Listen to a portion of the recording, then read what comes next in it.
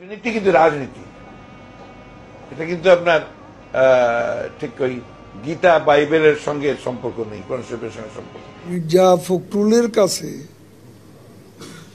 আমরা এরকম একটা অশ্লীল ভাষা প্রয়োগ আশা করিনি।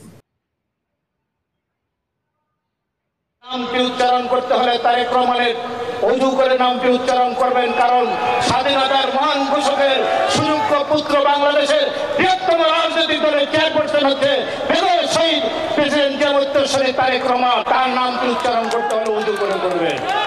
বেগম খালেদা জিয়া, যার নাম উচ্চারণ করলে মুখটা পবিত্র হয়ে যায়, বেগম খালেদা জিয়া। শহীদ রাষ্ট্রপতি জিয়াউর রহমানের নাম নিলে প্রতিদিন ব্যস্ত নিশ্চিত, আমি বিশ্বাস করি। একটা রাজনৈতিক দল সম্পর্কে আমরা ভালোভাবেই জানি, যখন উদ্দেশ্যমূলকভাবে বলে যে এক স্বৈরাচারকে বিদায় করে আর এক স্বৈরাচারকে নিয়ে আসবে, কাকে উদ্দেশ্য করে বলেন? এক চাঁদাবাজকে উৎখাত করে আর এক চাঁদাবাজকে, এই সমস্ত কথা যখন বলেন কাদেরকে উদ্দেশ্য করে বলেন? ওই যে কে যেন আজহার নাকি মাজার একজন আছে, আগে ওরা খাইছে এখন এরা খেতেছে না, কি বলছে না?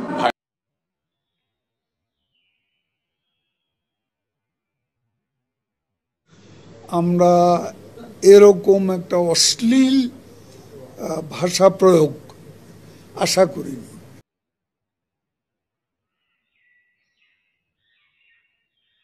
মৌলানা মৌলবীরা এবং হেলিকপ্টারে যাইতেছে, গাড়িতে যাইতেছে, লাখ লাখ টাকা নিতেছে, এটা তো একটা ব্যবসা বাণিজ্যের ব্যাপার।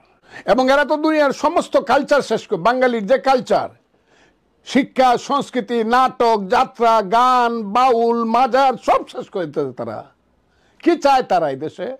আমি তো চ্যালেঞ্জ করছি যে জামাত এককভাবে যদি 20টা সিট পায়, 10% ভোট পায়, 10% ভোট 20টা সিট একা একা যদি পায়, এত বাকবাকুম করেন কেন? কয়টা সিট পাবেন কোথায়?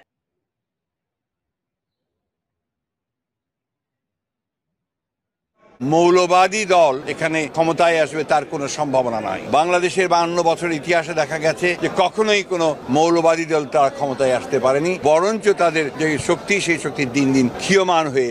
বিএনপি গত 16 বছর একটা বালুর ট্রাক সরাইতে পারে নাই, আর এখন এরা এসে নির্বাচন করে। আপনার মনে আছে সাগর ভাই? সাগর ভাই, আপনি কথা দেখেন, মানতে পারতেছেন, সমালোচনা সহ্য করতে পারে না। এদের ব্যবহার সম্মান দিতে জানে না। সাগর ভাই দেখেন, এদের ব্যবহার দেখেন। সাগর ভাই, আপনার কাছে মনে আছে আওয়ামী লীগের সময় যে কাউয়া কাদের ছিল? বিএনপির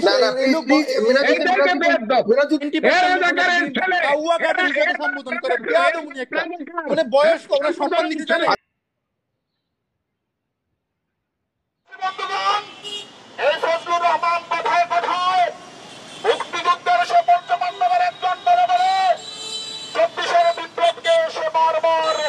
অপমানিত করার চেষ্টা করছে, তারই ফলশ্রুতিতে সে টকশোতে বলেছে যে রাজাকারের বাচ্চা। আমরা দেখেছি শেখ হাসিনা আমাদেরকে রাজাকারের নাতি নাতনি বলে সে ভারতে পালিয়ে যেতে বাধ্য হয়েছে। আমরা ফজলুর রহমানকে অনতি বিলম্বে তার বক্তব্যের জন্য ক্ষমা চাওয়ার আহ্বান জানাচ্ছি। ফজলুর রহমান ওনার পুরাতন চেতাত্মা আবার ওনার শরীরে বর করেছে। ফজলুর রহমান, আমি মনে করি হাসিনা পালিয়ে গেছে এবং হাসিনার ভূত ফজলুর রহমানের ঘাড়ে চেপেছে। নয়তো ওনার দুঃসাহস হইত না 5 তারিখের পর নতুন বাংলাদেশে আমাদের ভাইদেরকে রাজাকারের বাচ্চা, আলবদরের বাচ্চা বলে গালি দেওয়া। ফজলুর রহমান বলে, এই দেশে তো আপনাদের থাকার যোগ্যতা নাই, আমাকে যদি আপনারা মাইরে ফেলতে চাচ্ছি, এই দেশে তো আপনার বাপ তখন জন্মগ্রহণ করে নাই, আপনি তো পরের কথা।